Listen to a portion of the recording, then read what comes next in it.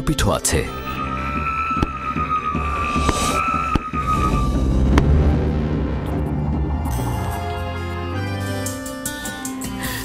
সামাজিক সচেতনতাই রোধ করবে এই ঘৃণ্য অপরাধ।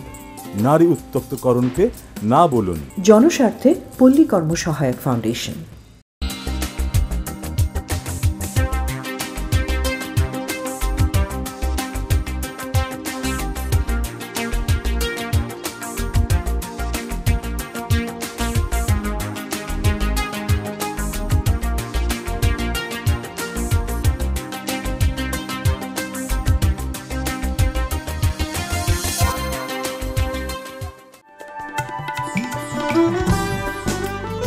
দারিদ্র্য বিমোচনের লক্ষ্যে পিকেএসএফ এর প্রতিষ্ঠা হয় 1990 সালে। পূর্ণকালীন কর্মসংস্থানের সুযোগ সৃষ্টির জন্য অপেক্ষাকৃত বড় আকারের অর্থনৈতিক কর্মকাণ্ড পরিচালনা করতে সক্ষম এমন উদ্যোক্তাদের জন্য সুনির্দিষ্ট নীতিমালার আলোকে ক্ষুদ্র উদ্যোগ ঋণ কার্যক্রম শুরু করে 90 দশকের শেষ দিকে।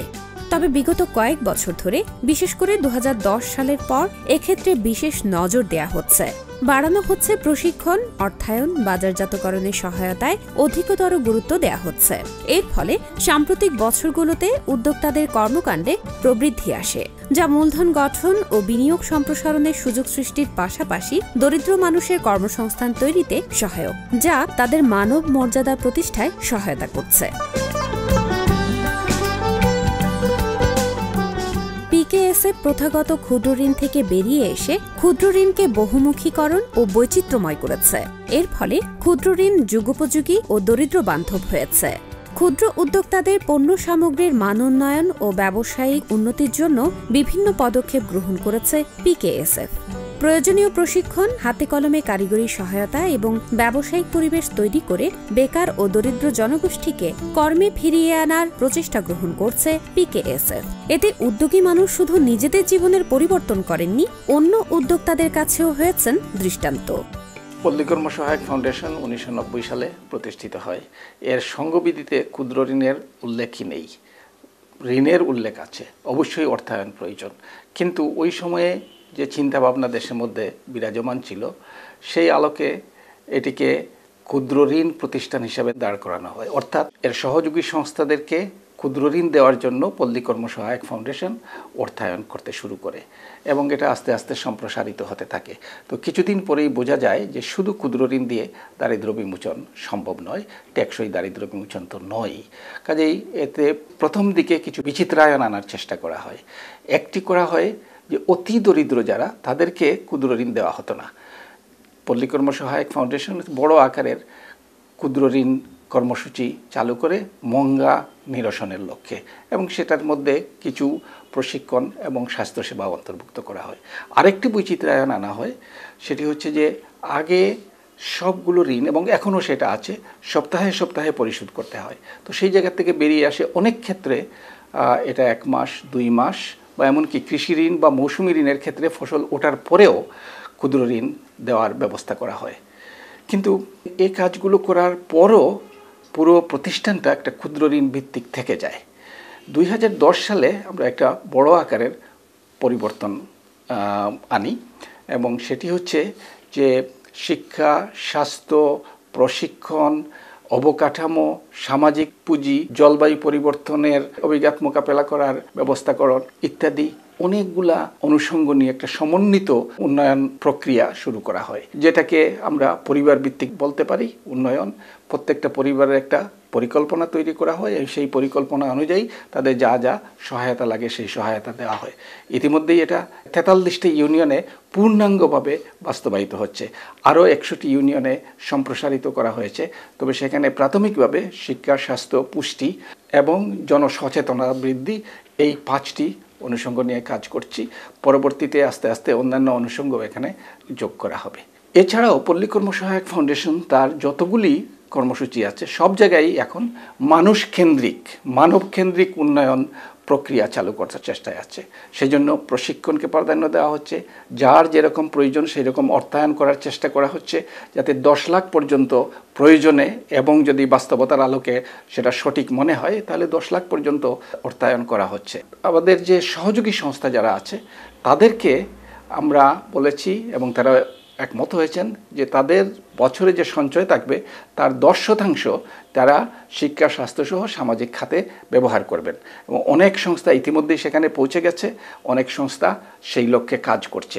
কাজে এখন একটা মানবকেন্দ্রিক, মানুষকে সামনে রেখে মানবাধিকার এবং মানুষের মানব মর্যাদা প্রতিষ্ঠার লক্ষ্য নিয়ে মানুষের যে নানাবিধ সমস্যা আছে সেগুলি সমাধানের একটা প্রচেষ্টা পল্লী কর্মসহায়ক ফাউন্ডেশনের সব কর্মকাণ্ডে আস্তে আস্তে সম্প্রসারিত হচ্ছে এবং এই প্রক্রিয়া চলতে থাকবে।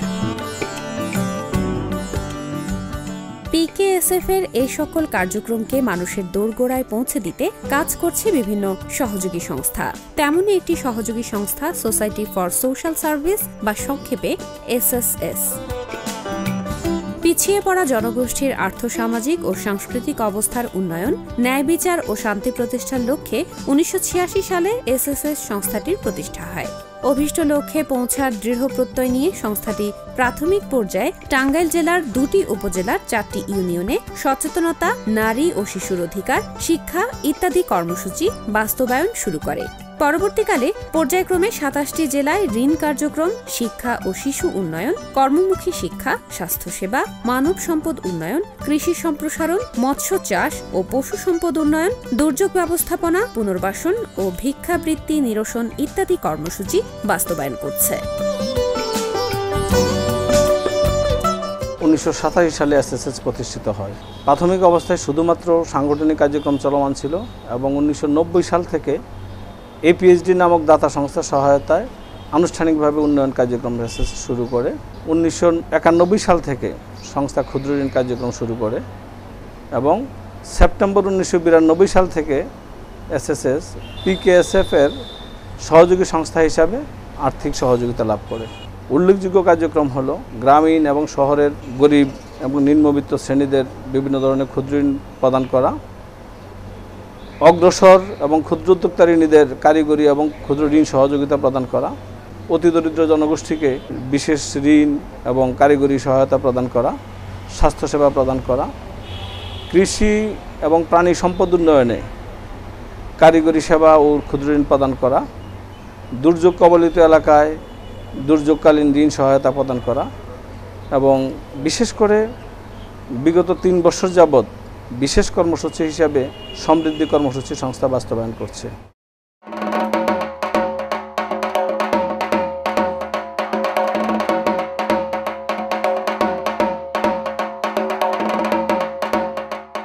বাঙালি মাত্রই সঙ্গীত প্রিয় জাতি। প্রাচীনকাল থেকেই বাঙালির উৎসব পার্বণে, সামাজিক অনুষ্ঠানে সঙ্গীতের রেওয়াজ চলে আসছে। আর যেখানে সঙ্গীত সেখানে বাদ্যযন্ত্রের ব্যবহার অপরিহার্য। গ্রামের মানুষ দেশজ উপকরণের সাহায্যে লোকবাদ্যযন্ত্র তৈরি করেন। এই ঐতিহ্যবাহী লোকবাদ্যযন্ত্র তৈরির পেশার সাথে জড়িত রয়েছেন টাঙ্গাইল জেলার দেলদুয়ার উপজেলার শুভকি গ্রামের সনাতন ধর্মাবলম্বী পরিবারগুলো। আমার বয়স মনে করে না 40-42 ধরে আমি এই কাজ করতেছি বাবার কাছ থেকে শিখে। ঢাক, ঢোল, খোল, তবলা, বাইয়া এগুলা সব আমরা বানাই। সব দিন একরকম হয় না, দেখা যায় খানের দিন 500, 1000, আবার খানের দিন 3000 টাকা পর্যন্ত হয়, 5000 টাকা পর্যন্ত হয়। প্রতিদিন একরকম কাজ হয় না আর কি।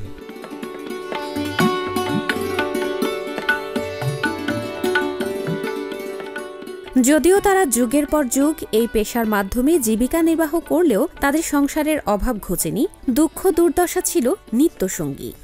1997 সালে PKSF এর আর্থিক সহায়তা নিয়ে এগিয়ে আসে SSS সংস্থাটি।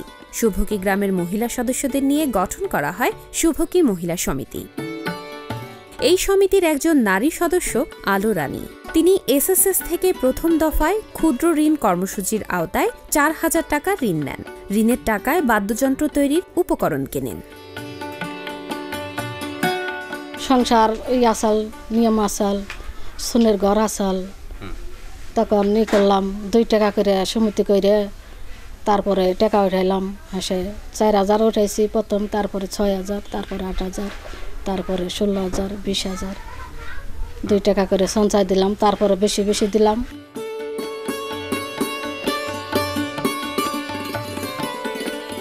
কাঠের খোলা দিয়ে ঢোল তৈরি করা হয়। খোলের উভয় দিকে চামড়া দিয়ে আচ্ছাদন করলে ঢোল তৈরি হয়। ঢোলের মতো দেখতে অপেক্ষাকৃত বড় দুহাত লম্বা ঢাক, যা তৈরি করা হয় কাঠের খোলা দিয়ে। সাধারণত পূজা মণ্ডপে ঢাকের ব্যবহার বেশি হয়ে থাকে। খোল তৈরি করা হয় এঁটেল মাটি দিয়ে। মাটিকে আগুনে পুড়িয়ে শক্ত করা হয়। উভয় মুখে চামড়ার ছাউনি দেয়া হয়। এই খোলটা বানাইতে আপনার গরুর চামড়া লাগবো, মহিষের চামড়া লাগবো, তারপর তো বাচ্চা গরুর চামড়াও লাগবো। এটা আমাদের খাসি পাটার কোনো চামড়া চলবো না। বানাইতে আমাদের পদ্ধতি আছে, যেমন এই যে চামড়াটা আমরা আনছি, এটার আবার মেশিনে আমরা কাটবো, কাইটায় যে ফিতা বানাবো। ফিতা বানিয়ে তারপর আবার এই চাক বানতে হবে, যে দইটাই এই যে এমরা দইটা চাক বানিয়ে আমরা রোদ্রে শুকিয়ে দেবো। রোদ্রে শুকিয়ে একদিন লাগবো, তারপর আমরা এই ফিতা পরাবো। ফিতা পরাইলে আবার দইমরা দুইটা চামড়া গাতুম, গাইতে এটার ভিতরে দিয়ে খালি দইমরা গাপ দিলে হয়ে গেল। তাতে মোটামুটি মনে করে না একটা খোল নতুন বানাইতে 4 দিন লাগে।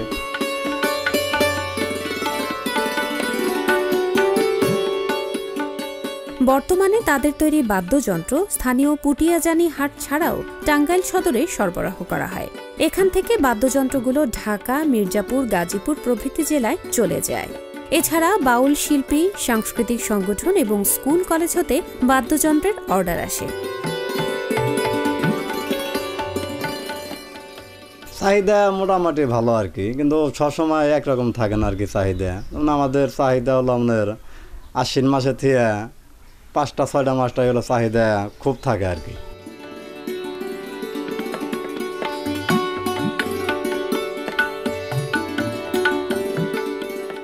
জীবনচন্দ্র একটি ঢাক 10,000 টাকা, একটি খোল 4,000 টাকায় বিক্রি করেন।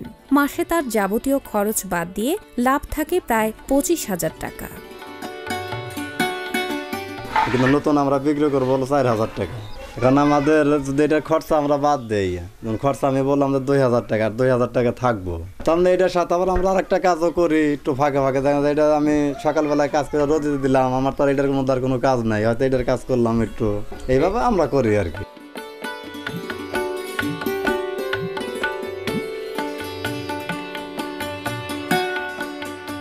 আলো রানী একজন পরিশ্রমী নারী। তিনি তার স্বামীকে সহযোগিতার পাশাপাশি টাঙ্গাইল শাড়ি সুতা কাটার কাজ করে অর্থ উপার্জন করেন। তিনি ঋণের টাকায় ব্যবসা সম্প্রসারণ করতে সক্ষম হয়েছেন, যা তাকে আর্থিকভাবে প্রতিষ্ঠিত করেছে। বসবাসের জন্য টিনের ঘর তুলেছেন। তিনি ও তার স্বামীর যৌথ শ্রমে জীবনের ইতিবাচক পরিবর্তনে হয়েছেন সক্ষম। 50 টাকা সঞ্চয় দেই আর 500 টাকা কিস্তি দেই। সংসার ভালো হয়েছে। আগে তো সোনের ঘর আসলে এখন টিনের ঘর দিছি, ডকাটাই করছি।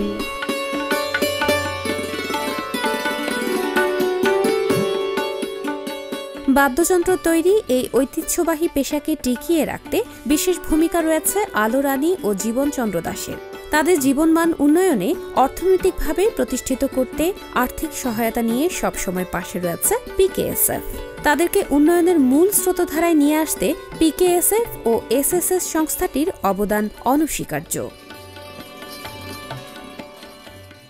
আজকের প্রতিবেদনে নতুন একটি জিনিস দেখলাম, বাদ্যযন্ত্র, ঢাক, ঢোল ইত্যাদি তৈরি করে একটা পরিবার। তো এখানে আরও অনেকগুলি পরিবার এই সমস্ত দ্রব্য তৈরি করে এবং তাদের জীবিকা নির্বাহ করে। এই পরিবারটি 1997 সালে এসএসএসের সদস্য হয় এবং তখন মাত্র 6,000 টাকা ঋণ নিয়ে কার্যক্রম শুরু করে এবং পরবর্তীতে সে ঋণের পরিমাণ বেড়েছে, তার কাজের পরিধিও বেড়েছে, তবে খুব একটা বেশি সম্প্রসারিত হয়নি। এখন পর্যন্ত তারা মাসে 1,020 টাকা মুনাফা করতে পারে। তবে তাদের বাইরের কোনো কর্মচারী নাই, নিজেরা পারিবারিকভাবেই এই কাজগুলি করা হয়। তবে এটা একটা আমাদের যে অনেকগুলি প্রতিবেদন আমরা দেখে আসছি অনেক দিন থেকে, এটা একটা অন্য ধরনের এবং এটাই পল্লী কর্ম সহায়ক ফাউন্ডেশন করে থাকে। যেখানে যেটা সম্ভাবনা আছে বা বিভিন্ন কারণে, কোথাও হয়তো চাহিদা আছে, কোথাও হয়তো তৈরি করার সরঞ্জাম আছে, কোথাও হয়তো উদ্যোগী লোক আছে, এখানে এই উদ্যোগী যে পরিবারগুলো এইগুলোকে সহায়তা করছে এবং তাদের যাতে অর্থনৈতিক বিকাশ কিছু কিছু করে ঘটতে থাকে সেই দিকে নজর রাখছে। অবশ্যই তাদেরকে প্রশিক্ষণ এবং বাজারজাতকরণে সহায়তা দিয়ে আরও সম্প্রসারণের সুযোগ সৃষ্টি করা যেতে পারে এবং সেখানে তাদেরকে উদ্যোগী হতে হবে এবং আমাদের সহযোগী সংস্থাকেও আরেকটু উদ্যোগী হতে হবে।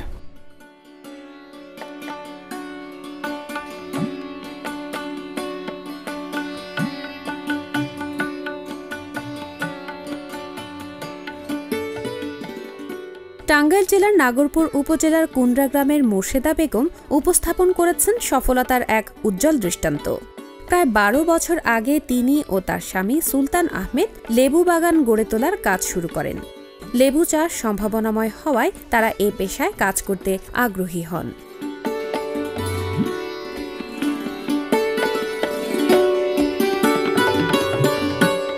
লেবু চাষ লাভজনক হওয়া সত্ত্বেও পুঁজির স্বল্পতার কারণে ব্যবসা সম্প্রসারণ করা সম্ভব হচ্ছিল না। এমত অবস্থায় তাদের দিকে আর্থিক সহায়তা নিয়ে এগিয়ে আসে পিকেএসএফ। 2003 সালে মোর্শেদা বেগমকে কুন্ডা মহিলা সমিতির সদস্য করে নেওয়া হয়। পিকেএসএফ এর সহযোগী সংস্থা এসএসএস এর মাধ্যমে ক্ষুদ্র ঋণ কর্মসূচির আওতায় প্রথম দফায় তাকে 10,000 টাকা ঋণ দেয়া হয়। লেবু চাষের সাথে আমি প্রথমে ঋণ নিই এসএস সমিতি থেকে 10,000 টাকা। এখান থেকে উন্নতি হওয়ার পরে আমরা আস্তে আস্তে ঋণ আরও বেশি বাড়িয়ে নিচ্ছি, তারপরে এই পর্যন্ত আসছি। সুলতান আহমেদ প্রতিদিন 2 হতে 4 বস্তা লেবু তোলেন। লেবু চাষের উপযোগী বেলে দোআঁশ মাটিতে মাত্র 2 বছর বয়সী গাছে লেবু ধরে। সঠিক পরিচর্যার মাধ্যমে একটি লেবু বাগান 20 বছর পর্যন্ত বেঁচে থাকে।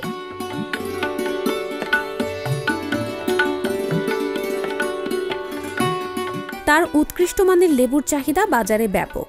তিনি নাগরপুর উপজেলার পুটিয়াজানি হাটে লেবু বিক্রি করে থাকেন। এই স্থানীয় হাট থেকে লেবু ঢাকায় সরবরাহ করা হয়।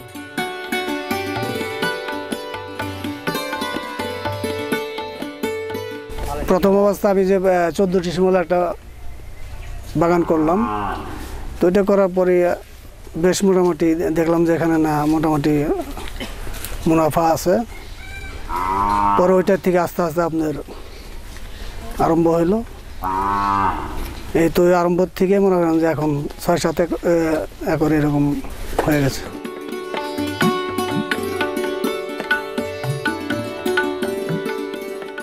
প্রথমে গাছ থেকে লেবুগুলোকে পেড়ে মাটিতে ফেলা হয়। সেগুলো ছোট ড্রামে ভরে এনে স্তূপ করা হয়।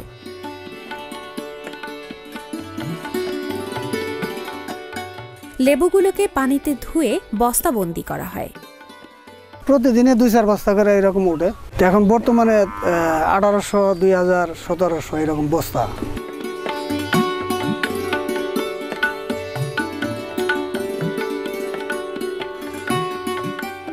মোর্শেদা বেগম একজন সফল উদ্যোক্তা। তার চলতি ঋণ রয়েছে 3 লক্ষ টাকা। তিনি ঋণের টাকায় নিজস্ব জমি ছাড়াও 4 একর জমি লিজ নিয়ে লেবু বাগান গড়ে তুলেছেন। বর্তমানে তিনি অর্থনৈতিকভাবে প্রতিষ্ঠিত স্বাবলম্বী একজন নারী। বসবাসের জন্য তিনি 50 ডেসিমেল জমি কিনেছেন। ছেলেদের শিক্ষিত হিসেবে গড়ে তুলতে লেখাপড়া করাচ্ছেন। আমরা সংসারে এমনি ঘরবাড়ি করছি মোটামুটি। আগে তো কিছু ছিল না, এখন মোটামুটি আমরা ভালো পর্যায়ে আসছি। বড় ছেলে এসএসসি পরীক্ষা দিচ্ছে আর ছোট ছেলে ক্লাস 5-এ পড়ে।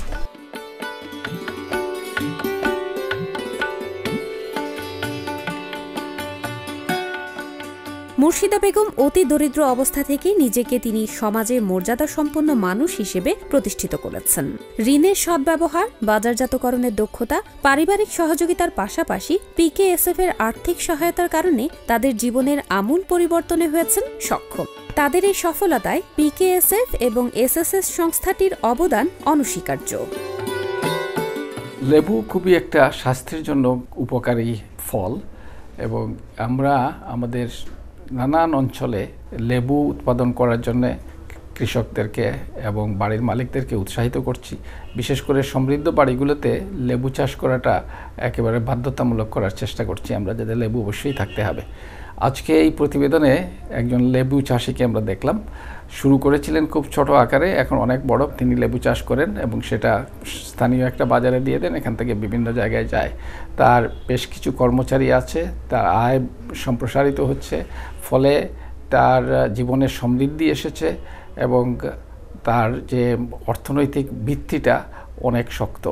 কাজে এই ধরনের যে উদ্যোগ যেগুলি আছে সেগুলিকে যদি সমর্থন করা যায় তাহলে তারা নিজেদেরও সামর্থ্য বাড়াতে পারে, নিজেদেরও অগ্রগতি সাধন করতে পারে, মর্যাদায় প্রতিষ্ঠিত হতে পারে, পাশাপাশি অন্যান্য যারা কর্মসংস্থানের জন্য চেষ্টা করেন তাদেরকেও তারা কর্মসংস্থান দিতে পারেন। তো এই দুই দিক থেকেই কাজ হয়, একজন এগিয়ে গেলে আর অনেকজন তার সঙ্গে সঙ্গে এগিয়ে যেতে পারে। তো এই ধরনের কাজগুলোই পল্লী কর্মসহায়ক ফাউন্ডেশন করার চেষ্টা করে থাকে। পল্লী কর্মসহায়ক ফাউন্ডেশনের মূল লক্ষ্য হচ্ছে প্রত্যেক মানুষকে তার দারিদ্র্যাবস্থা থেকে উঠিয়ে এনে যাতে মর্যাদায় প্রতিষ্ঠিত হতে পারে, সেটার পথ এবং পন্থা সব সময় এক নয়, যে পন্থা যেখানে সঠিক সেটাই ব্যবহার করার চেষ্টা করা হয়।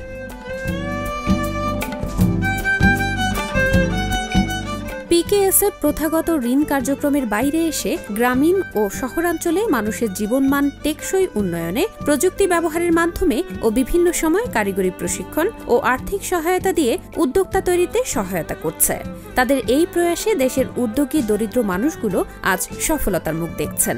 দরিদ্র মানুষগুলো দারিদ্র্যের বেড়াজাল থেকে বেরিয়ে নিজেদেরকে যেন মান মর্যাদায় টেকসইভাবে প্রতিষ্ঠিত করতে পারে সেই প্রয়াস নিয়েছে পিকেএসএফ।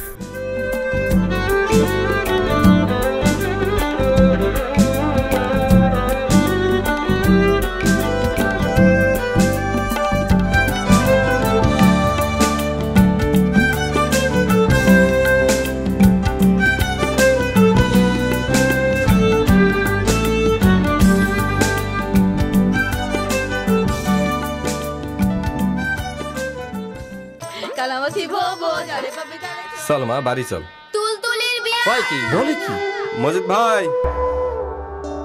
কাকা গত বছর জব্বারের মায়েরা বাচ্চা অসময় মরে গেল। না রে মা, এখনই তোর বিয়া দিব না। 18 বছর পূর্ণ হওয়ার আগে কন্যা সন্তানের বিয়ে দেওয়া দণ্ডনীয় অপরাধ। বাল্যবিবাহ প্রতিরোধে এগিয়ে আসুন, সন্তানের সুন্দর ভবিষ্যৎ নিশ্চিত করুন। জনস্বার্থে পল্লী কর্মসহায়ক ফাউন্ডেশন।